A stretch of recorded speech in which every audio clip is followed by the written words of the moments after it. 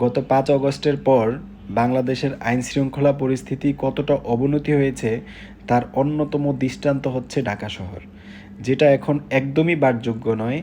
এখানে ছিনতাই, রাহাজানি, হত্যা ইত্যাদি তো রয়েছেই।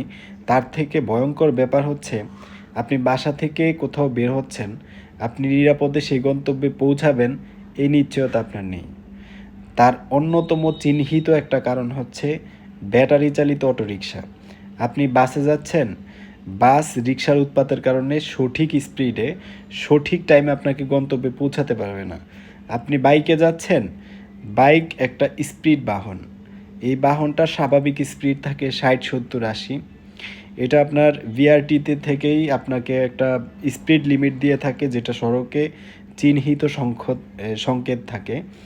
তো আমরা যারা বাইককে ওভার স্পিডের কারণে দোষারোপ করি, আমাদের উচিত যেই সড়ক বা মহাসড়কগুলোতে অটো রিকশা বা যাদের আসলে ব্রেকিং কন্ট্রোল নাই, ট্রাফিক রুলস সম্পর্কে ধারণা নাই, সেই সকল পরিবহনকে অপসারণ করানো। তারপরে জনজীবনটা যদি নিরাপত্তার মধ্যে আসে। আপনি 2 কোটি টাকা মূল্যের একটা গাড়ি নিয়ে বের হইছেন, অবশ্যই আপনার অ্যাবিলিটি আছে, কিন্তু আপনি রিকশার কারণে আপনি গাড়িটা বের করতে পারছেন না।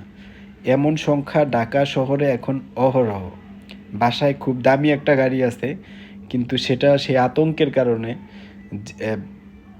দুর্ঘটনার ভয়ের কারণে সে বাসা থেকে এটা বের করতে পারছে না। আপনি খোঁজ নিয়ে দেখেন।